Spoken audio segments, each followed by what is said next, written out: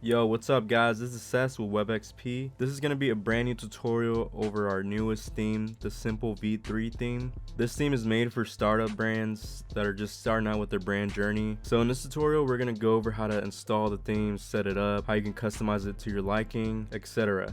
As you can see on the screen here, we made a Balenciaga inspired store using our interactive section with hotspots and a focus area. So we're going to go over how exactly you're going to set up these hotspots, how to link them, and also how to set up the focus area and whether you want to turn it on or off. So first, you're going to want to go purchase this theme. It's going to be on our website at www.webxp.dev. We're going to put a link in the bio so that you can just go purchase directly. And once you land on the page, it'll look like this. And from this page, you can choose whether you want to self-install it yourself, or if you just don't want to go through the headache, you can also choose for us to install it for you.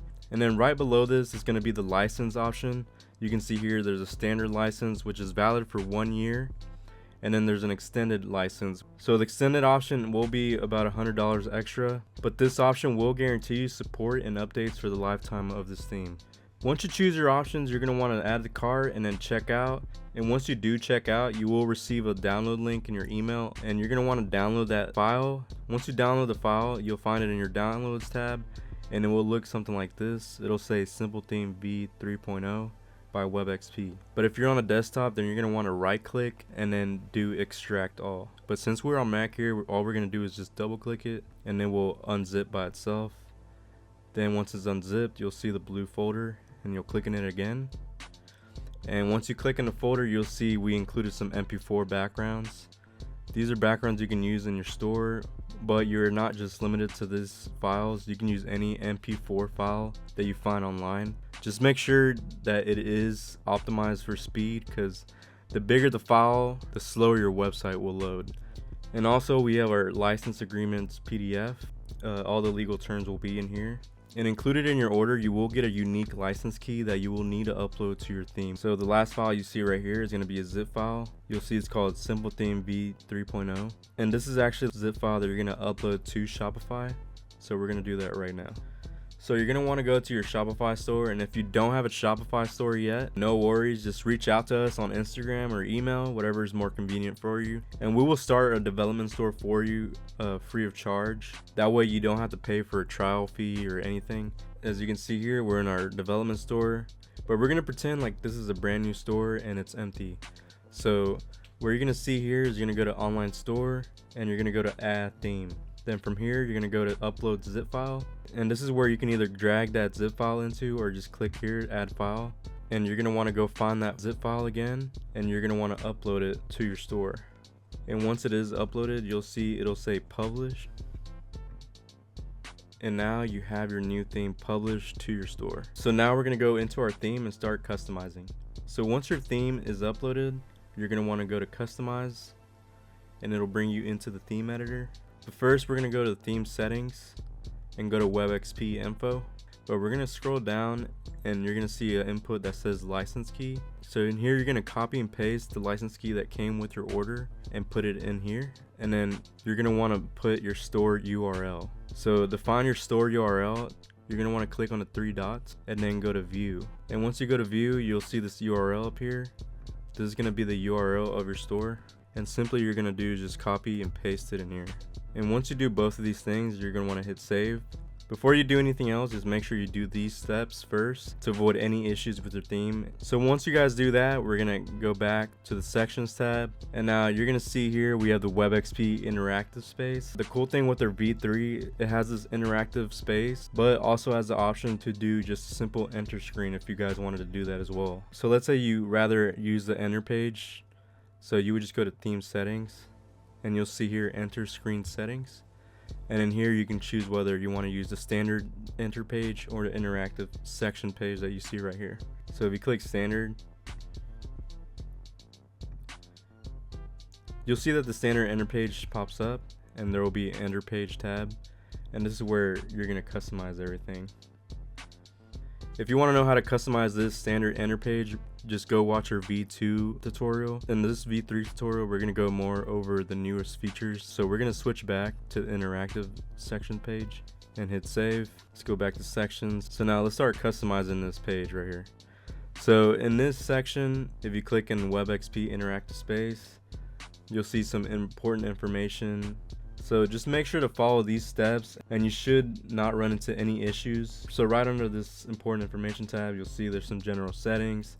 There's one that says like show swipe gesture, which you want to leave on because it does communicate to your visitors that it is a swipeable interactive space. And then there's an option to invert the swipe indicator colors. So when this is off, the swipe indicator will be white, but let's say you have a really white background interactive space image, so it would be pretty hard to see that swipe indicator. So then you would want to invert it by clicking on this, and it'll turn it into a black color. Now right below this, you'll see there's a logo settings.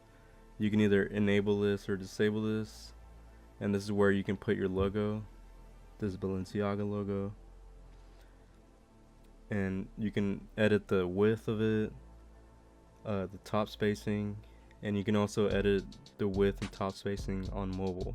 And for changing any mobile settings, it would be best for you to have your iPhone out or any mobile device that you're going to be using to be able to see those changes and see how exactly it'll look on the mobile device.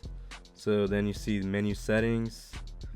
You can see here you can change it between these three options. There's white, gray, and then black. For now we're going to leave it white, and you can choose what menu you want displayed in there. There's also options to select a menu animation. Right now it's just a simple fade in. If you click on the menu icon, you can see here it's a nice fade in. There's also other options like slide from the top, left, or bottom. So let's say you wanted to do from the bottom, just hit save, and once you click on the menu icon, you'll see that it slides in from the bottom. So we'll leave it at fade in for now. Now you can also change the background style, whether you could do a solid color, or there are options between clear blur, dark, or white blur. Let's say you want to do a solid color instead. So you would select solid color, and then down right below there's a menu solid background color option. And in here you can select whatever color you want to do. If you want to do red, green, yellow, whatever. So let's say it's red, we hit save, then it should change to a solid color, and you can see here it's red now. Now for example, let's say you selected a white background color for the menu, then you would have to change the menu text color to black or gray. So you can see here we changed it real quick, hit save, and now it changed to black letters with a white background. Now right below the menu settings, there's a gyroscope motion view settings. You can choose whether to enable it or disable it. Right now it's enabled. You can change the colors, the background color, and also where to position the button. So you're not going to be able to see this on desktop devices because there is no gyroscope inside of it, but you will be able to see this on mobile devices. We'll show you real quick on my MacBook what it would look like. You can see right here there's a little gyroscope icon. And what this does is whenever a visitor clicks on this, they can tilt their phone left to right, and the background will actually move according to the tilt. Now right below the gyroscope settings, you'll see there's a focus area settings. Right now it's disabled, but let's enable it and hit save. It's not going to look exactly like this on the live website. Inside the theme editor, we made it where you guys can place hotspots easily using the grid over here. So if you wanted to see what your live website would look like, just make sure to hit save and then go to your live preview on your desktop and in your phone. You can do horizontal scroll only on desktop. As you can see here, if I go up and down, it doesn't move, but only on the x-axis. But we could also disable this and hit save, and it will actually follow your cursor. So it just depends on what exactly you guys have as a background. Right below this, you can change the blur intensity. Right now it's at a medium, but you could do light or heavy. You can see here the blur got much heavier. And you can also change it between dark or white. Right now it's dark, but if we change it to white, then it just adds a white focused background. And now right below this, there's going to be a desktop focus area settings and also mobile focus area settings. So on desktop you can see there's a width, height, and also a border radius. So obviously the width will control the width of this focus area, and then the height will change the height of this focus area. So let's say we reduced it to 40%. You can see here it did reduce it a bit. Or you could even make it into a circle, like a spotlight. There's also the same settings for mobile. You can see there's a width, height, and then border radius. So now that we went all over this, let's try to recreate the Balenciaga preview that we showed you guys at the beginning. So to do this, we're gonna need to go to the background block. As you can see here, we already have one set, but just in case this isn't in here, if you hover between the blocks, you'll see there's an add a block button. If you click on this, there's gonna be different blocks. You can see there's a background block, interactive point block, and a transition arrow block. So since we already have a background block here, all you need to do is click on this. So this section is made for 16:9 aspect ratio images. So you must use this aspect ratio for this section to work properly. There's some examples here of some pixels that you could use: 1280 by 720, 1920 by 1080. Those would probably be the best options. If you go any bigger, like let's say 4K, then the image file might be way too big and might hurt your loading speed. So what you want to do is just find a good medium where you don't sacrifice too much quality, but also the file size isn't so large that your website's gonna take, you know, a minute to load, which nobody wants to have to deal with. And just make sure to put these settings in your Photoshop and then build your background on that. So we actually already made a background. So we click on the background image tab and go to select from library. We already uploaded it here, and you can see here it changed. And we're gonna hit save. Since now we're gonna be editing this background, we're gonna disable the focus area for now, just to make it easier for us to work with this. So let's just delete the interactive points and the transition arrows and hit save so we can start from scratch. So first, let's start with adding our interactive points. So what we're gonna do is go to the section and go to add a block. Click on interactive point, and you can see right here it's right in the center. So what we're gonna do is hover wherever we want to add this point at. Let's say we want to add it right here, right on this model's torso. So if you hover over this, you might have noticed that there's some coordinates right here. It tells you the X and Y axis. So let's hover where we want that point at, and you'll see it's 17% X and 40% Y. So all you need to do is put those numbers in here: 17X, 40% Y. And you can also edit the title that comes out on the interactive point. We're just gonna leave it how it is right now. You can change the point color, dialog box color, the dialog words color, and then also the ring pulse color. Like let's say you add a point on this model right here. They're wearing a white shirt. So a white point with a white pulse might be pretty tough to look at for visitors. So you would probably want to invert that and do a black point color with a black ring pulse. But since this model is wearing a dark product, then it works with this white point and pulse. And then finally you can link it to a product. So this is actually going to be some fitted low waist pants, which right now it's on the hoodie, so we're gonna lower it actually. So all you need to do is hover over it, and we're gonna add it right here. So it's actually gonna be 1749. So we're gonna add it right there. You can see it moved. Then you're gonna hit save. Let's rename it, and we're gonna put shop pants as a call to action. Hit save. You pretty much would do this to every product that you have displayed on your background image. Now let's say you have multiple interactive spaces on your website. So what you're gonna need to do is add a transition arrow. So if you click on add blocks and go to transition arrow, and you can see it right here, but it's kind of hard to tell that it's there because it has a white text and border. So what you can do is change the look of it over here on the right. What we're gonna do is add a blur effect to it, and we're gonna make it a black blur. And you can see it makes it a lot easier to see, and you can even change the blur intensity if you like to, and you can change it from left to right. This one we're gonna do left, and the arrow will point to the left. Right now it's automatically open inside the theme editor, but on your live preview this will only appear as the arrow, and when people hover over it or click on it on mobile, it will open up this text, and which will have a link to your other interactive space. So we're gonna move this transition arrow to the left over here. We're gonna do 10x and 50y. So what we're gonna do is just drag the X to 10%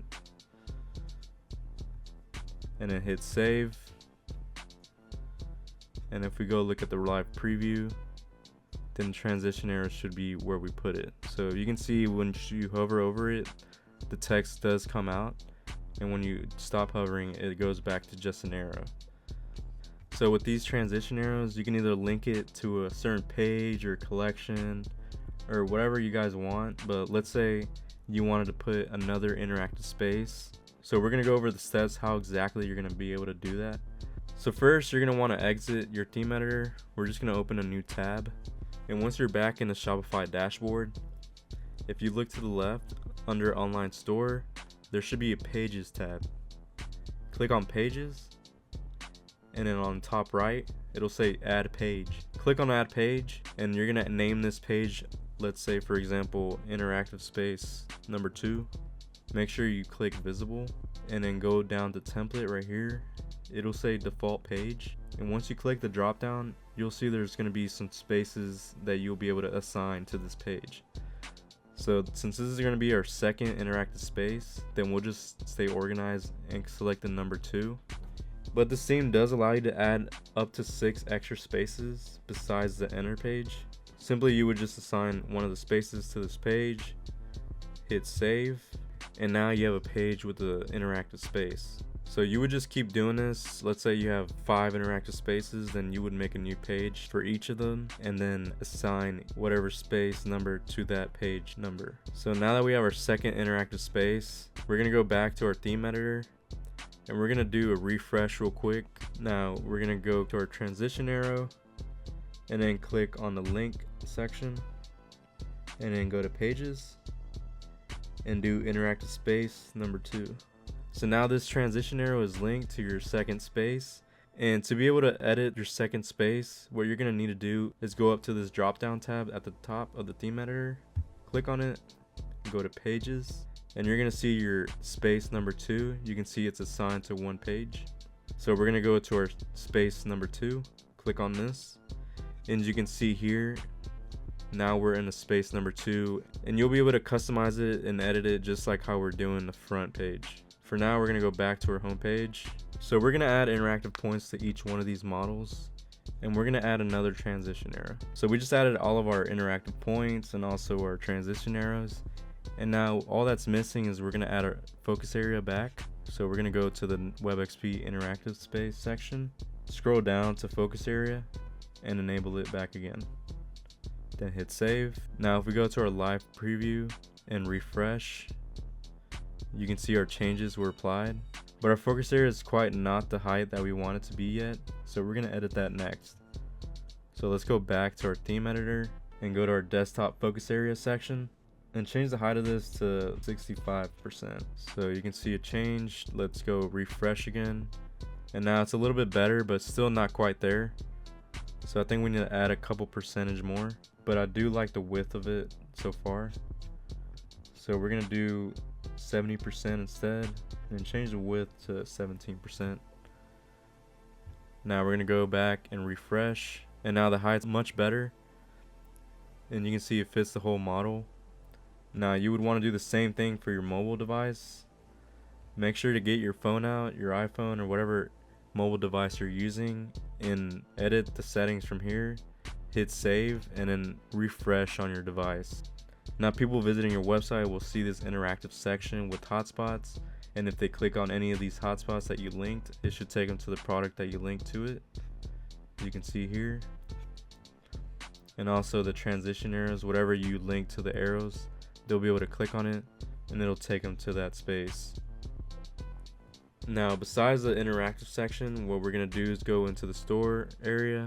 If you scroll down, there should be a section already that we added, but in case this isn't there, then you would just go to add section, and this section will be called shop the look.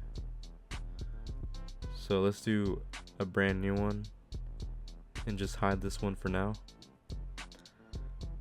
So you can see there's going to be some text up here that you can add a subheading and headings. We're just going to delete this for now. We also have an option for you to inverse the colors in case you're using a black background. So you can click on this and it'll turn it black. For now, we'll leave it white. There's gonna be these blocks called looks, and in this block you're gonna select the image that will display right here, and then you'll be able to add hotspots to this image, and then also select the product to display in that hotspot. So it's a bit similar to our interactive space on the enter page. What you're gonna do here, let's select the image real quick. We're gonna do this model image.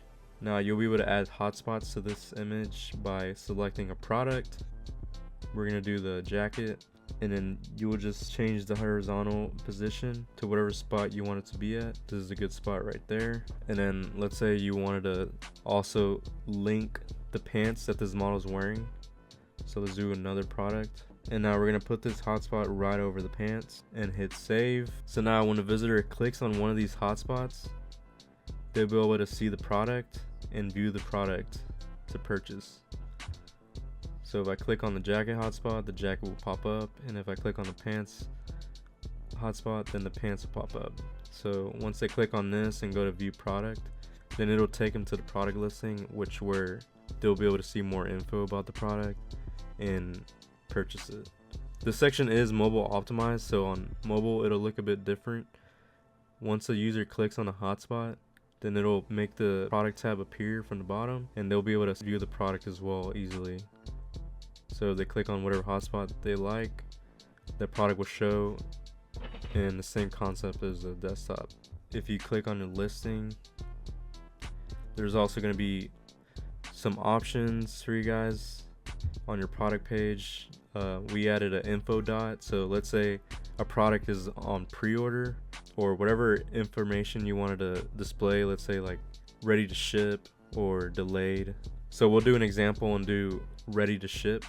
So what you're gonna need to do to utilize this info dot properly, you're gonna need to create a product template and assign that product template to that product. Right now we're in a default product template. This template applies to all new products that you just created. You don't wanna exactly edit anything in here, or else it'll apply to all your other products. So what we're gonna do is go to the drop down tab at the very top of the theme customizer, and you're gonna go to products and create template.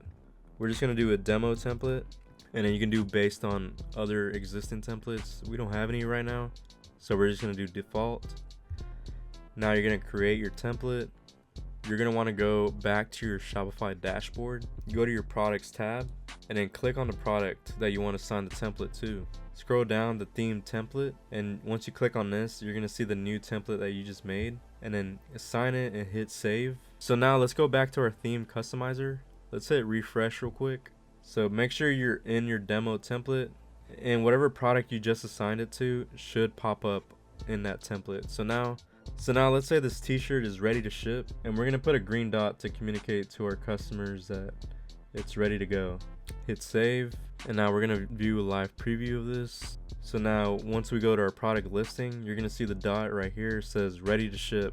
If you go back to your theme customizer, you can see there's plenty of other options that you can mess around with. You can change the text color of your dot info. You can see we just turned it to black. Also description settings, you can have it be on the right of the images or below the images. You can also assign tab content. So let's say you have a size chart, and inside the page you would insert a size chart image. So let's go to pages real quick, and right now we're just using a lookbook page as an example. And in here you would just insert an image. Let's just do this image real quick as an example. Hit save, and then you're gonna assign that page. Hit save. So now you're gonna see a new tab pops up, and when people click on that tab, they'll be able to see the image that you assigned to it. You can see our image appears here. They'll be able to click between the description and lookbook. We also added a product navigation option that you guys can enable or disable. These are the default settings, but you can change the text and also the color of this text. This is a really useful tool for visitors, so they can browse through your products in your store and not have to go back and forth to the shop page, etc. Another custom feature we added to this theme is a custom cursor. You can see you can add a custom cursor. You can enable it or disable it. Let's enable it real quick and just do something random. We'll do this image. And then you can also add a hover cursor image. So whenever you hover over links, it'll actually change to another image. So let's go look at our live preview and refresh real quick. You can see our custom cursor appears, and when you hover over links, it should show your secondary cursor image. So you can see here it's working properly.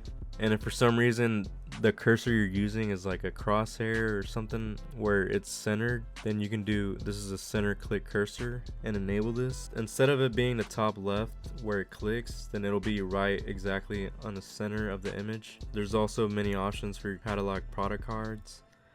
You can see you can position text, whether it's centered like it is right now or aligned to the left. As you can see, it just changed. And then you can also hide the card name and also hide the price if you would like to. So if you enable hide card price, you can see the price disappears. And then there's also an option to do a card glow. This only works properly with images that are transparent PNGs. You can see these products are not transparent PNGs. They have a white background on them. So to make this work properly, you would want to go to Photoshop or Photopea and remove the background of your image. Since these images do have a background, you can see the glow goes around the image, which is also an option if you guys want it to look like this. And you can also change the glow size settings. You can make it bigger or make it less dramatic by reducing it. And you can also change the glow Y axis. You can make it 0, which it just does a flat glow around the product. Or you can change the white axis where it creates kind of a drop shadow effect, kind of giving it a 3D effect to your products. So you just make this to your liking and see what exactly works with your products. Now besides all this, you also have your password page, which you can go to the top drop down tab and go to password, and you'll be able to see your password page. We're not going to go over this section inside this tutorial because this is going to be inside the V2 tutorial, which we'll link in the bio as well so that you can check it out. But if you guys have any questions or concerns, feel free to email us, or to get the quickest response, just send us a DM on Instagram. So that's how you're going to be able to make a website like this inspired by Balenciaga. I hope this tutorial was helpful to you guys to get started with your new Shopify theme. If you guys have any suggestions on how to make this theme better, feel free to leave a comment in the comment section of this video, and we'll try to make it happen for you guys. Catch you guys on the next one.